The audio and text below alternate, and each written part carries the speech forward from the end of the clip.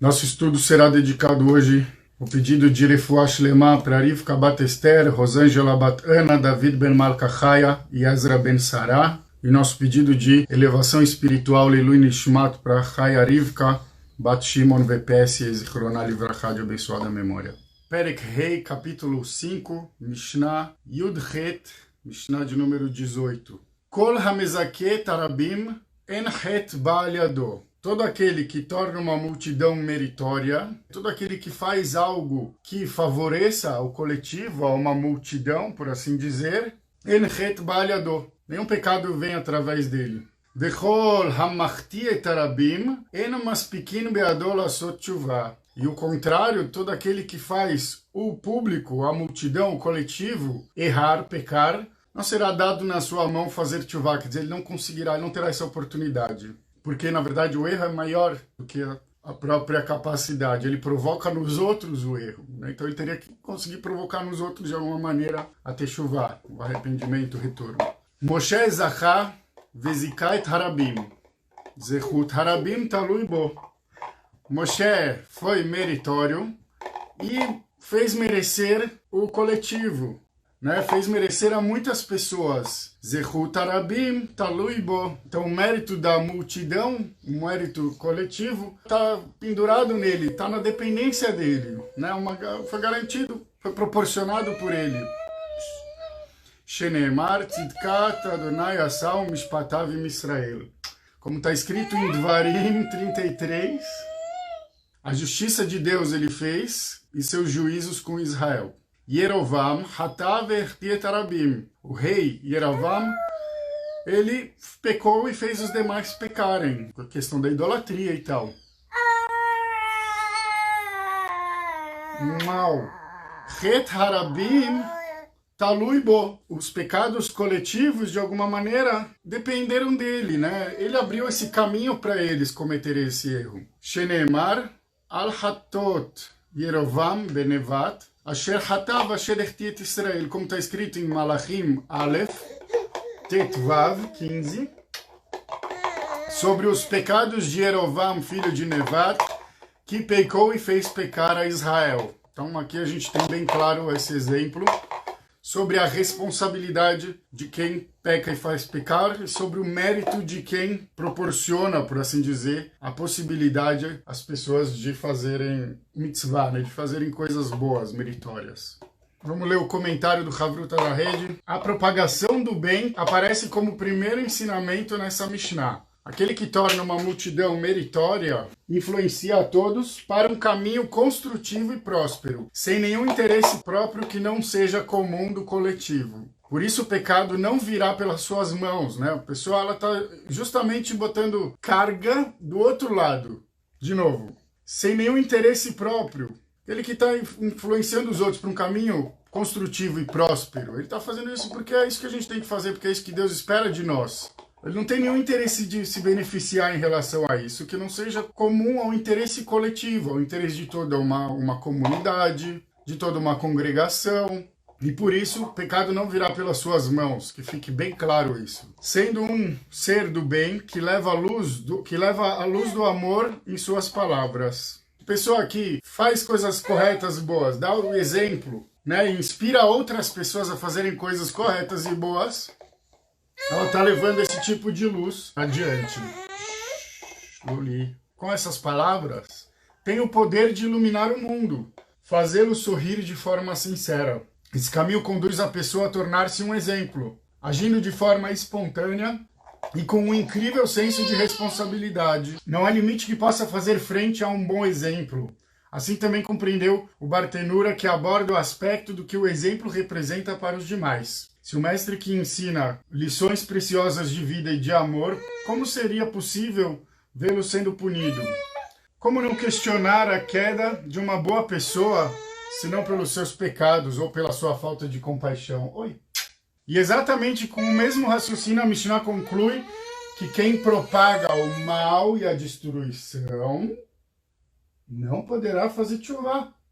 Sabia disso?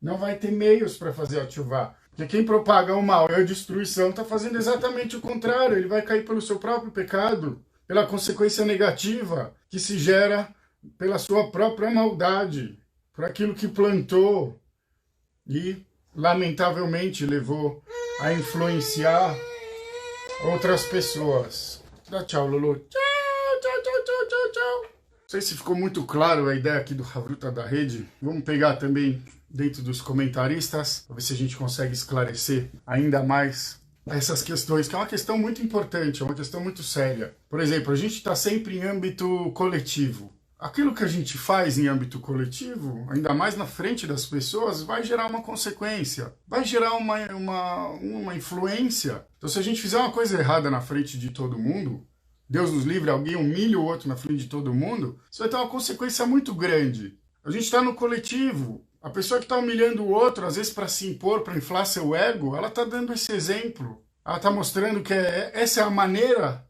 de crescer. E isso não acontece pouco nas sinagogas, em nenhuma, até onde eu sei. Infelizmente, a gente vê cenas de pouca vergonha das pessoas que ficam brigando nas sinagogas, disputando forças, lideranças, razão. Quem está disputando é porque ainda não entendeu nem o comecinho da coisa. A disputa é exatamente o contrário, a gente tem que construir junto. Se tem disputa, tchau. Se tem alguém que acabou de chegar e quer sentar na janelinha, tchau. É exatamente isso que a Mishnah está querendo dizer. E, curiosamente, esse tipo de problema acontece o tempo todo. Espero que as pessoas tomem consciência disso. En het balhado, a gente falou que aquele que tem uma atitude positiva e que ainda beneficia o coletivo, o pecado não virá para a sua mão. Não faria sentido que ele estivesse no Gehinom, que é traduzido superficialmente como inferno, mas como aquele lugar que limpa os pecados da pessoa depois da vida, para que ela possa receber recompensas no Gan Eden. Mas ele quer dizer assim que não faz sentido que uma pessoa que beneficiou, que deu mérito para os demais, ele fique no Gehinom, enquanto que todos os demais estejam no Gan Eden, entende? Existe uma relação aqui que não dá para desfazer. Existe um vínculo de mérito muito grande. Se uma pessoa favorece um coletivo, ela tem mérito por cada pessoa que foi favorecida dali da sua atitude. Então, não faz sentido que essa pessoa venha a ser punida e todas as demais não. O que não significa, óbvio, que essa pessoa possa fazer o que bem entender, ao contrário desse ato nobre que fez, que favoreceu os demais. Não, a responsabilidade é sempre em relação ao coletivo, não em relação ao indivíduo. Tá? O indivíduo, quando ele quer atenção, ele está querendo centralizar, ele não está querendo um coletivo. Isso que muitas pessoas têm dificuldade de entender, lamentavelmente. Acham que estão vindo na sinagoga para ter uma posição, para ter status e tá. Quantas coisas, né? As pessoas, no geral, não fazem só para ter status, para falar, puxa, olha aquele ali, faz ação social, faz não sei o quê, faz não sei o quê. Tá bom? Que seja sempre de preferência por amor aos céus, por empatia, não para aparecer. E o contrário que a gente falou, aquele que comete um erro e induz os outros a cometerem erro também, não vai ter a oportunidade de fazer a tchuvá. Diz o Bartenura,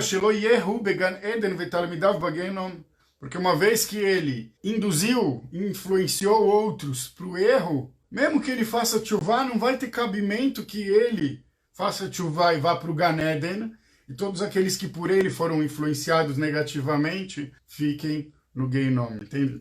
Aqui uma inversão das coisas.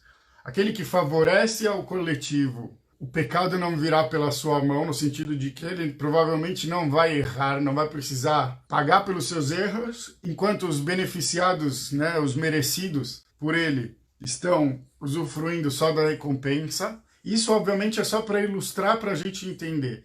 E o contrário também, aquele que faz todos errarem, da mesma maneira, a tchuvá não vai chegar para ele, porque não vai fazer sentido que ele possa recuperar sua condição, enquanto todos que por ele foram prejudicados fiquem ali, entre aspas, prejudicados. Tá? Não sei se está claro para todo mundo, mas a princípio não tem também muito o que ser complexo aqui. Vesikai Tarabim. O que quer dizer Vesikai Tarabim? Ele deu mérito para o coletivo, Shelimed Torah Lechol Israel, que ele ensinou Torá para todo o povo de Israel. Ou seja, não ficou fazendo distinção, falando você não, você sim, você isso, você aquilo, não. Você dar mérito ao coletivo, num primeiro plano, vamos dizer, no primeiro momento, nosso primeiro entendimento, é você favorecer o seu povo, nosso povo judeu. Você estudar a Torá com as pessoas é a melhor maneira de dar para elas recursos para fazerem mitzvot, para cumprirem a vontade de Deus, acrescentarem méritos na sua vida, nas suas ações, nas suas condutas. E por isso que o exemplo que o Bartenura já dá na lata é o estudo ensinar a Torá. Aquele que ensina a Torá está ajudando as pessoas a fazerem coisas boas, coisas positivas nesse sentido, e assim também tem um mérito por tudo isso. A gente mencionou sobre Moshe Rabbeinu, um versículo, um passuco em Dvarim, falando que a justiça de Deus ele fez e os seus juízos com Israel, com um povo. Diz o Bartenura, o Mishpatav Sheim Israel Keilu Hu Asam. E os seus juízos com Israel como se ele próprio tivesse feito. Realmente seguindo única e exclusivamente a vontade divina, sem nenhum tipo de envolvimento de interesse próprio. Asher Hatav Asher Echtet Israel, falando sobre Yerová, que pecou e fez pecar a Israel, Midelo Ka'amar al Hatat Yerovam ve Israel.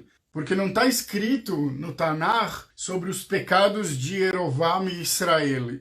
Shmamina she'akol talui be'Yerovam. Aprende daqui que tudo que aconteceu foi na conta de Yerovam. Porque o Tanakh escolheu escrever Yerovam hatav ve'chti et arabim. Yerovam pecou e fez pecar a muitos. Então é isso que ele está querendo dizer, o Bartenura. Aqui está falando, olha, se fosse só que ambos pecaram, cada um pelo seu demérito exclusivamente, estaria escrito os pecados de Yerovam e de Israel. E não Yerovam pecou e fez pecar a muitos. Quem são esses muitos do rei? Seus governados, né? Seu povo. Impressionante. Então tudo vai na conta dele. Sinta o peso da responsabilidade de uma liderança. Às vezes as pessoas falam, não, você é meio estressado, não, é grosseiro. Eu lembro quanto também falavam sobre o professor Abraão, mas se a gente não tiver uma postura firme, uma postura responsável e preocupada acima de tudo, cada um vai nos engambelar com a sua versão, cada um vai nos engambelar com a sua verdade. E isso não é saudável para uma comunidade, para uma congregação. Já tivemos situações extremamente constrangedoras na nossa sinagoga. Gente que humilha os outros em público e depois não quer reconhecer seu erro. Tudo aquilo que a gente já vem mencionando como defeitos da natureza humana, a gente vê acontecendo na sinagoga. Pessoas que se agridem. Imagina, Deus nos livre. Alguém que agride alguém em qualquer lugar já é gravíssimo pela Torá. Imagina dentro de uma sinagoga. Seria algo talvez comparável ao fogo estranho que os filhos de Aharon oferendaram, sabe? Era algo que, se os castigos acontecessem como aconteciam no período da antiguidade, quando Deus ainda estava moldando o nosso povo no deserto, provavelmente algo muito, muito trágico teria acontecido como punição. E aí a gente chama a atenção dessas pessoas, e às vezes não sei se é porque tem pouca diferença de idade, ou porque a gente, sabe, tenta fazer a coisa sempre agradável, ser simpático, a pessoa acha que ela está em pé de igualdade. E ele fala, não, você está errado, e fica com aquela arrogância, sem conhecer o contexto, sem conhecer o que implica justamente a responsabilidade de quem está à frente do coletivo. Isso é altamente lamentável, por isso que as pessoas que compram esse tipo de briga sempre acabam se queimando. Mostra que não aprendeu nada. Mostra que entendeu tudo errado do judaísmo. Só entendeu a parte podre, que é a parte das disputas humanas. Pelo amor de Deus, né? Quando a gente está em âmbito coletivo, é importante a gente entender e pensar, não só a liderança, mas cada um que faz parte desse coletivo, da responsabilidade que nós temos em relação ao todo, da responsabilidade que temos em relação uns aos outros. Não alimentar a sua vaidade, não achar que a gente está ali para se afirmar. Não para se afirmar, não. A gente está ali para afirmar o patrão, o eterno. Para afirmar a sua bondade. Ele está vendo tudo. Ele está vendo tudo. A gente não pode simplesmente mentir. Não pode simplesmente falsear, como as pessoas gostariam. Tachlis, tem que ser tudo de verdade, tudo esclarecido. Se a pessoa errou, ela tem que baixar a cabeça e se desculpar. Não tem o que falar. E se ele errou e fez os outros errarem, nem isso vai ser suficiente. Ainda assim, todos nós sempre devemos buscar fazer tchuvá. Não sei se alguém quer fazer algum comentário, é um assunto bem duro, bem chato esse, mas extremamente necessário para a gente entender como a gente tem que se portar diante de uma coletividade, diante da nossa comunidade, como que a gente faz para sempre contribuir positivamente e não para estragar tudo. Imagina, no meio de uma alegria, de repente alguém estraga tudo, dá um piti. Aconteceu até uma vez comigo, não sei se cheguei a dar um piti, mas com certeza eu estraguei um pouco do clima de uma festa. Vou contar porque acho que a gente tem que sempre externalizar nossos erros como aprendizado e poder, né, não repeti-los. Muitos anos atrás, quando eu ainda não trabalhava no Shul da Vila, surgiu, não sei, um costume, um convite que me convidavam para rezar em Simchat Torah lá. E eu fui 2 anos seguidos e eu conduzia a reza. E tinha um costume muito bonito, não sei o quanto adequado, mas deixa quieto, não me cabe julgar, de que o Hazan, cada parte que ele rezava, plum, tinha que tomar um lechaim. Isso porque tem vertentes que costumam, né, se alegrar ainda mais em Simchat Torah e tomam um lechaimzinho para se alegrar. Um dos anos, tudo certo, dançamos e tudo certo. No ano seguinte, infelizmente, a última dança com a Torá, o Hazan foi ao chão. Na verdade, não ao chão, foi ao banheiro e não saiu mais de lá. Algumas pessoas do Shul da Vila com certeza lembram dessa história. Volta e meia a gente faz uma brincadeira sobre isso. Mas quando acontece isso, e eu falo porque eu fui o centro, qual que é o pensamento dos demais que estão ali? Poxa, a gente exagerou, o cara exagerou, não importa assim muito, né, o termo. Mas é para isso que é a nossa festa. Imagina a pessoa pegar a Torá para dançar e ela bebeu muito. Deus nos livre, imagina, Deus nos livre, a Torá corre o risco de cair no chão, não é nem que cai. Isso que acabou acontecendo comigo, de uma certa maneira, penso eu, fez com que todos repensassem aquilo. Me fez, inclusive, querer assumir um compromisso comigo mesmo de eu controlar isso. É hoje que eu estou nessa posição, por assim dizer, de liderança de Moreno. Infelizmente, nos 2 anos que eu estou no Shul, não consegui passar assim, Simchat Torah no Shul. Ano passado estava em Israel, ano retrasado em Campinas. Mas ainda assim deixei essas orientações para as pessoas, para aqueles que eu pedi para conduzirem. Enfim, esse tipo de problema, graças a Deus, a gente não teve. Mas tudo que acontece em âmbito público, tudo que acontece na presença das pessoas vai gerar alguma influência, alguma consequência relacionada a elas. Então a gente tem que ter essa consciência sempre antes de fazer qualquer coisa. Essa é a ideia da gente pensar no coletivo, não no nosso umbigo. Você tem pessoas que chegam na sinagoga, você já vê claramente para que elas estão ali. Para aparecer, para cumprir 9 meses e poder fazer aliar, às vezes para se converter e poder levar para os seus uma discussão religiosa como se tivesse alguma razão a mais por ter se convertido. Você tem de tudo, infelizmente você tem de tudo. Mas esse é o preço que a gente tem que pagar para poder fazer o que é certo e acolher boas pessoas no meio dessas outras perdidas que acham que acreditam em alguma coisa, mas na realidade só acreditam no próprio umbigo, infelizmente. Vamos lá, já falei demais.